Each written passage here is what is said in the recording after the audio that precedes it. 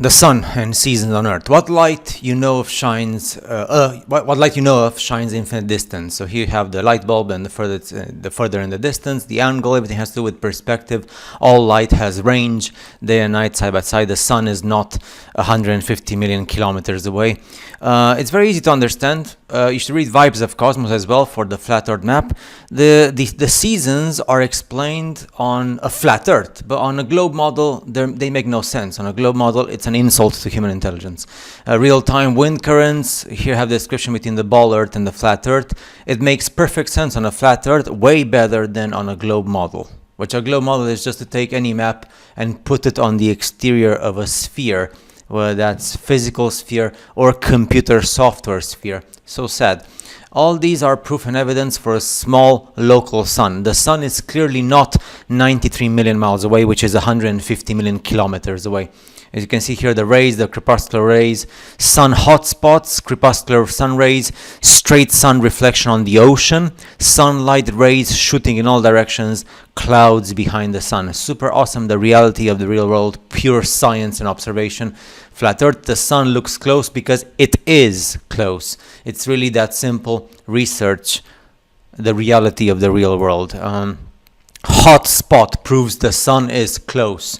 We've seen that with the pictures taken from airplanes and globes up in space, in the real space. Follow these sun rays up to the point they converge, because they're convergent lines to a point. That's what the sun is. Does it take 93 million miles to get there, or 150 million kilometers? No. If the equator is the hottest place on Earth, then what about Earth's tilt? Oops, looks like they forgot about that, right? Flat Earth map with actual temperature data makes perfect sense that the equator is the hottest place on Earth. It's a circle. It only makes sense on a circle, which is a flat Earth. I'm often asked by globe earthers, if the Earth is flat, then why isn't it daytime all over the world at the same time? Well, the same reason when this candle doesn't illuminate the entire dark room, the same reason that this flashlight does not illuminate the entire dark room, the same reason this light bulb does not illuminate the entire wall, the same reason this firefly doesn't light up the entire palm of the person's hand, the same reason this campfire does not light up the entire campsite, because the sun on the flat Earth plane circle is small, close and localized. It acts like a spotlight shining only on one area at a time that is closest to, and of course it moves in an analemma form, not in a circle form. Vibes of Cosmos speaks very well about that. The truth is plain to see. We live on a circle, and this is the analemma that Vibes of Cosmos explains so well in his books. This is what happens when you photograph the sun at the same hour on different days throughout the year. So every single day at the same hour of the day throughout the 365 days of the year, and you have the analemma. Very simple.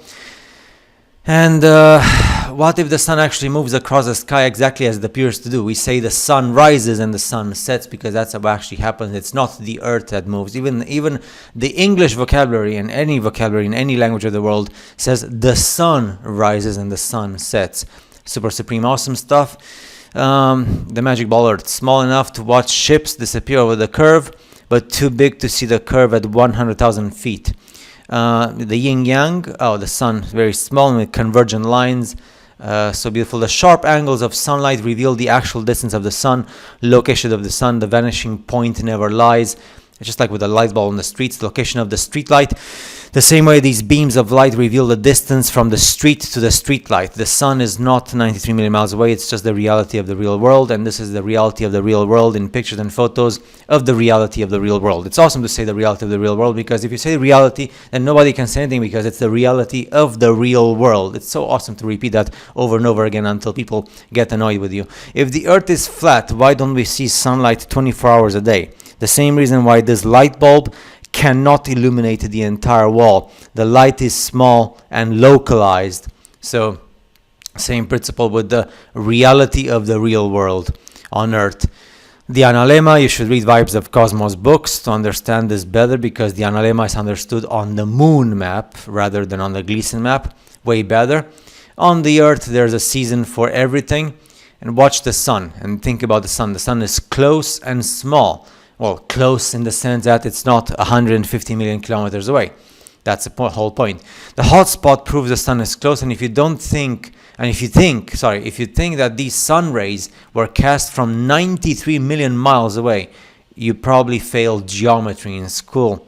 And this is the sun in space, and the length of the sun's shadow at noon, when measured over the entire year, creates a teardrop, or the famous yin-yang shape. The ancients knew everything about that, and that's why we have the yin-yang shape, because it shows the reality of the real world.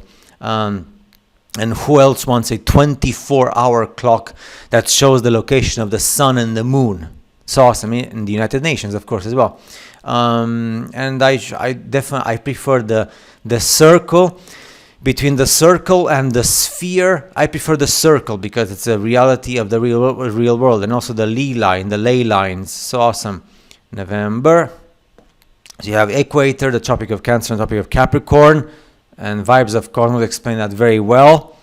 It was like a point here with the real-time wind current. So on a ball Earth, absolutely no rhyme or reason to these patterns, especially in light of the fact that the Earth of supposedly spinning eastward at a uniform speed on its axis. But on the flat Earth circle, exactly what you would expect to see if the Earth was flat and motionless, with the sun and the moon orbiting around westward along the equator once per day.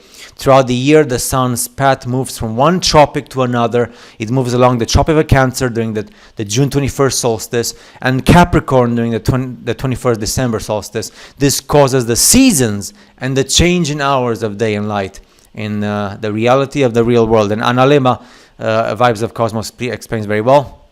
I absolutely love this whole thing about how the equator makes sense.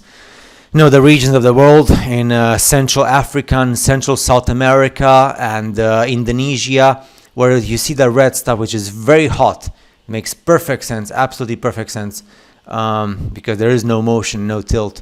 And this is the awesomeness thing about the sun. So remember, the candle in a dark room, the flashlight in a dark room, the light bulb in front of the wall, the firefly on the palm of your hand, the fire in a campfire, in a campsite, and of course you have the sun. And you have to understand Vibes of Cosmos if you want to know more. I've spoken about Vibes of Cosmos on my previous channel. And the Analema, I'm not gonna speak about it again, maybe in the future, but I can't stress enough the importance of the Analema. It's the most important thing to understand where we live. And let's finish with the most beautiful, absolutely gorgeous, the reality of the real world. So see you in the next video.